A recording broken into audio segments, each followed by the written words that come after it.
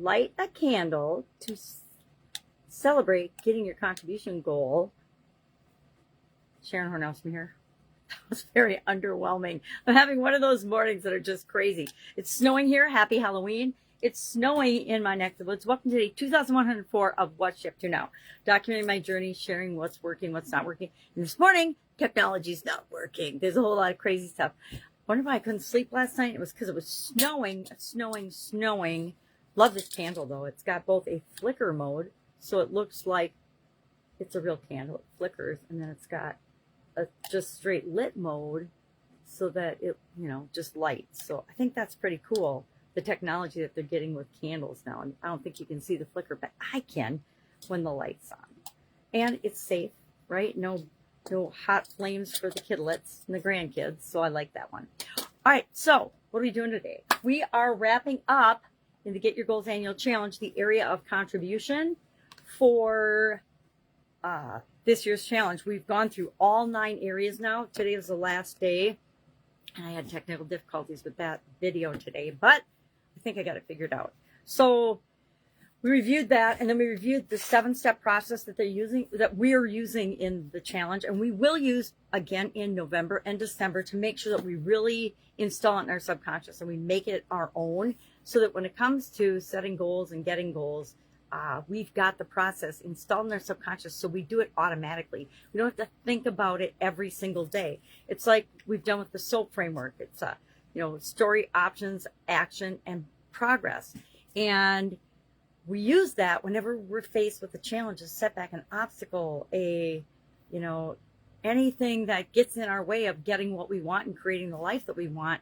We will, and now since 2020, we've been installing that every other month and all last year and this year. So for me, it's automatic. When something comes up in my subconscious, my brain automatically goes through that process and starts showing me solutions and steps, and I take action right away. So I get through things a whole lot faster than I did prior to 2020 when the pandemic hit. Why? Because I had a lot of time to think about and do stuff in 2020 that I'd never had before, as did many of us. And instead of using it to complain about the darkness, which is our idiom today, light a candle rather than curse the darkness, instead of complaining about all the nonsense from 2020, some people, and probably the minority of people, looked for solutions, looked for ways to make it work, look for ways to make their businesses and their life continue to work and move forward in spite of the craziness and the shutdowns and lockdowns. I, like a lot of people that I know that love to read, use it as my time to catch up on things that I'd wanting in projects around the house that I'd been wanting to do for years, but I just never had the time because it wasn't a high priority. Well, when everything else got shut down, it became a higher priority to do the things that I'd wanted to do for a long time.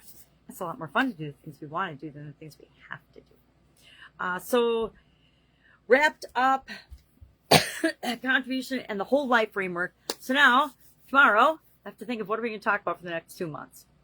And I've thought about it, and I have ideas that come and go, but I haven't settled in on exactly what am I going to do every day for November, every day for December. I think we're going to do something very different than the structure that we followed the last 9 months, just to kind of mix it up, give us time to catch up on the 9 months and the different areas of goals, so we can focus on, okay, where are we at with our progress, because we only have 2 months left in the year, and what do we need to do to kickstart any area that we've kind of let fall by the wayside.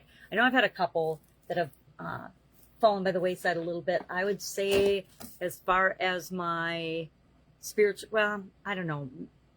my emotional goal, my relationship goals, and my contribution goals. I just started contribution. We're just finishing. So I've only got 2 months to really knock that one out of the park.